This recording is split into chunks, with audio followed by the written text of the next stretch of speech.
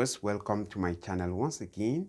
In our mathematics tutorial today, I shall provide a solution to this very particular problem. So let's quickly go into it and see. If you have a problem like this, don't stress yourself. It's very simple. Just place solution.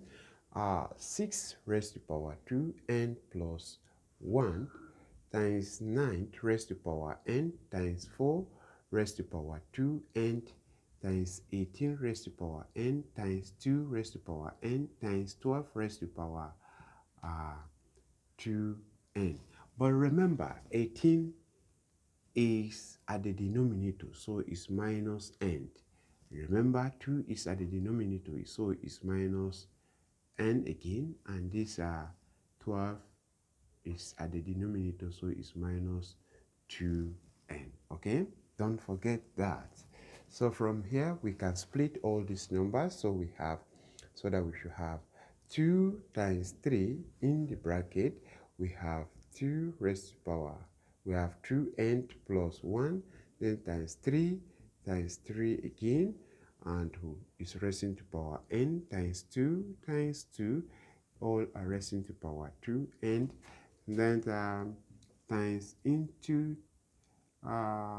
2 times 3 times 3 is to the power of negative n times 2 to the power of negative n times 2 times 2 times 3 to the power of negative 2n. Okay, so from there we clear the bracket so that we have 2 raised to power 2n plus 1 times 3 raised to power 2n plus 1 times 3 raised to power n times 3 raised to power n again times 2 raised to power 2n times 2 raised to power 2n times 2 raised to power negative n times 3 raised to power negative n times 3 raised to power negative n times 2 raised to power negative n times 2 raised to power negative 2n times 2 raised to power negative 2n again, then times 3 raised to power negative 2n. That is it. So we just collect our like time. We'll start with 2.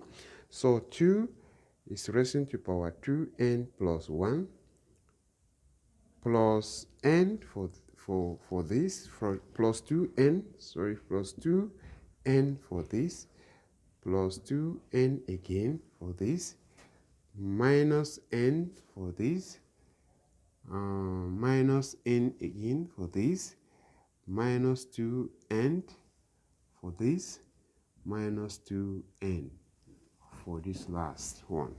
Then we'll say times 3. The first one is 2n plus 1, then plus n again, minus n again, then we have minus 2n. All right, so why this negative? When you are multiplying, the rules say that we should add, but negative is appearing because negative times positive is what? Negative. So let's consider the power. We have 2 raised to power 2n plus 2n, 4n plus 2n, 6n minus 1n, 5n minus 1n, 4n minus 2n, that's 2n minus 2n should be 0n. So it simply means that it will be 2 raised to power 1, and 2 raised to power 1 is the same thing as 2. So we just put our times. So we come back to this one. 2n plus n is 3n plus n is 4n minus n is 3n minus n is 2n minus 2n is 0. So it's 3 raised to power 1 again. 3 raised to power 1 is the same thing as 3. So finally 2 times 3 is equal to what? 6, and that should be our final answer.